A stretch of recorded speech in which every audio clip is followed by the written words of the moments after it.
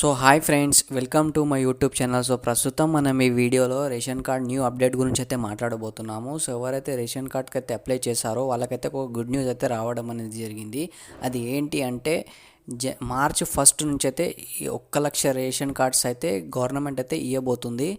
So ఎవరైతే apply చేశారో వాళ్ళైతే మీరు రెడీగా ఉండండి.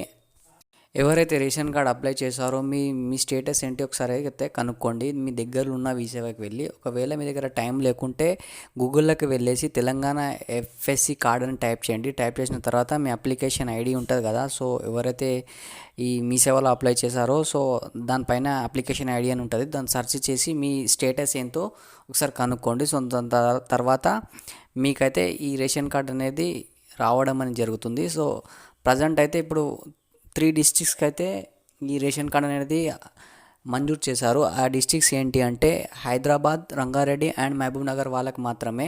సో వీళ్ళకి ఎందుకంటే ఇప్పుడు వేరే ప్రాంతంలో అయితే ఎలక్షన్ కోడ్ అయితే నడుస్తుంది. సో ప్రజెంట్ ఉన్న 3 డిస్ట్రిక్ట్లు అయితే లేదు. సో దానివల్ల అయితే ఈ 1,00,000+ అయితే ఈ రేషన్ కార్డ్ అయితే పంపిణీ చేస్తారని అయితే గవర్నమెంట్ అయితే రిలీజ్ చేయడం అని జరిగింది. సో ఇదైతే వార్త పేపర్లో కూడా రావడం అని జరిగింది. సో దానికి బేస్ చేసుకొని నేను వీడియో చేస్తున్నాను. సో ఎవరైతే రేషన్ కార్డు గురించి వెయిట్ చేస్తున్నారో మీరు వెళ్ళేసి మీ దగ్గర ఉన్న వీసేవాకి అయితే చెక్ చేసుకోండి. సో దాని తర్వాత వచ్చేసి సెలెక్ట్ అయిన కొన్ని లిస్టుల పేర్లు అయితే నా దగ్గరకు వచ్చాయి. సో దాంట్లోకి వెళ్ళి వికారాబాద్లకైతే 22,000 మందికి అయితే సెలెక్ట్ చేయడం జరిగింది. అండ్ నాగర్ కర్నూలు వాళ్ళకైతే 15,000 మందికి సెలెక్ట్ చేయడం జరిగింది.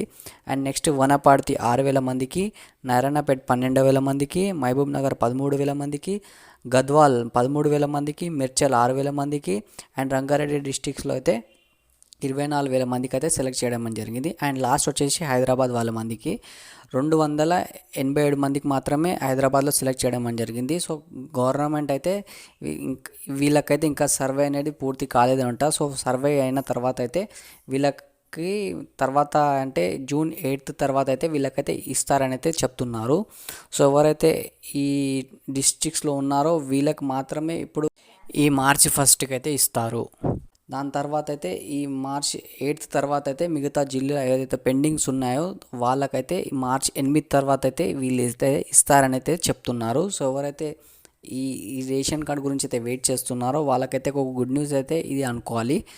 సో ఎవరైతే అప్లై చేశారో మీ స్టేటస్ ఏంటి ఒకసారి కనుక్కోండి. సో దాని తర్వాత మీకు ఒకవేళ మీరు ఈ ప్రాంతంలో ఉంటే మీకు ఈ మార్చ్ 1లో అయితే మీకు రేషన్ కార్డ్ అనేది రావడం అనేది జరుగుతుంది.